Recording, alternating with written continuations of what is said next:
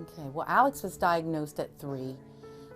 It could have been a lot earlier. I noticed some things earlier, and we just kind of like, we're still trying to make sure that it wasn't just because his older brother was getting him things and, you know, that sort of thing. And then his language did start leaving, so we had to go ahead and find services around 3. And then we did a nice home program with him for about 3 years. And it was very stressful, but it was so worth it. We did a lot of auditory training. We did a lot of music therapy. We did, there were quite a few therapies out there, but you had to pay for them then. Right. So that's when I got involved with the Autism Society to try to help families come up with the insurance companies to come up with the money for these therapies because they weren't proven therapies. Right. And Alex now is 27 years old. So we've been doing this since he was 3. Well, I could just say it's a nightmare. I'll just tell you right out. It's a nightmare. Alex was very orally sensory, and that's very common in autistic children. And so we were really desperate to find somebody to look in his mouth, just to get it open and look in it and see if anything's wrong. And of course, we were told that Dr. Kearns at this office saw children with special needs. And then we were passed on to Dr. Ashby. And Alex still struggles. He still struggles to come. And we used to say to Dr. Ashby, okay, when are you going to stop doing Alex? He's 26 years old, you're 27. When are you going to stop doing him? He goes, he looked me right in the eye, and Rick was right there with me. He said, I'm never going to stop doing Alex. He said, he's my buddy. And I'll even come in after I retire. I said, I'm going to hold you to that. But a lot of families don't have coverage for their children, and they really struggle. And boy, let me tell you, if you have a child or an adult that has a cavity and they're in pain, you have major issues. They're hitting the walls, you don't know what's going on, you can't get in there to look. So yeah, it's not like Alex is going to tell you, exactly. Like, Mom, my tooth hurts. Mm-hmm. So when we came here, he kept saying, I'm going to have a foundation someday. And I said, oh, that's wonderful, that would be great, I want to be a part of that. And so now I am, and this gift of smiles has been a godsend to so many people, and he would never turn anyone away.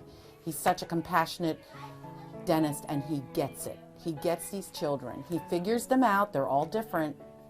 And the last time we came in, Alex came right in. It was a Gift of Smiles day, and he came right in, bolted through the door, went back to the Winnie the Pooh Bear room, because that's where he always goes, and he actually...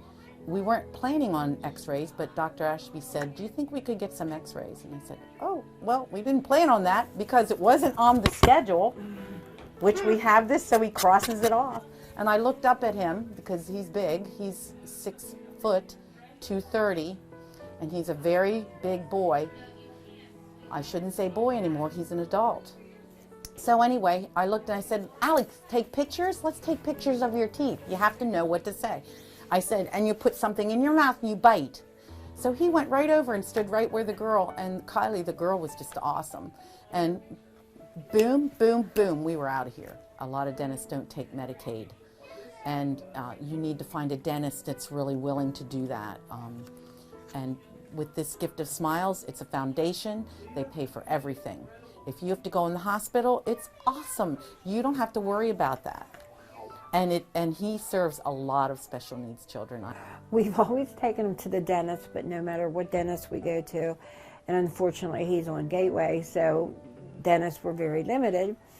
And when we would go, they were either afraid of him, and especially the hygienists, you know.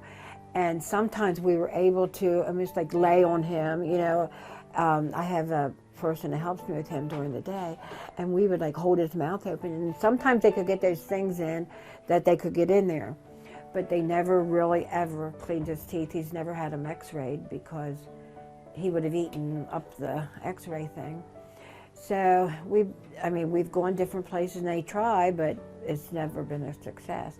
So then when I heard about Dr. Ashby's, I tried to get in here, and we got in, and it was hilarious because we were telling Dr. Ashby how he bites and how he bites down on things, and he did everything Dr. Ashby told him to do. It's just the way he talked to him. You know, he doesn't talk to him like he's a child, but he gets across to him, you know. He opened his mouth, left him look at his teeth, you know. It was unbelievable. And then when we went down to Hershey, and then he had all his, he was put to sleep and had everything done. And Dr. Ashby was very pleased because in 44 years he had 8 cavities. And see, we never could see if he had cavities. I could tell there was one up in here, but sometimes he would get so nasty and we're thinking maybe he has a toothache. He can't tell us anything, you know. So, and Dr. Ashby came out and told us that when he went into the operating room, all the staff's in there and they're like going, oh, Ricky, Ricky, you know, trying to get him to talk. He went and talked to him. He walks right in, he says hi and starts talking to him. So he just really attached himself to Dr. Ashby. I couldn't ask for any nicer dentist ever.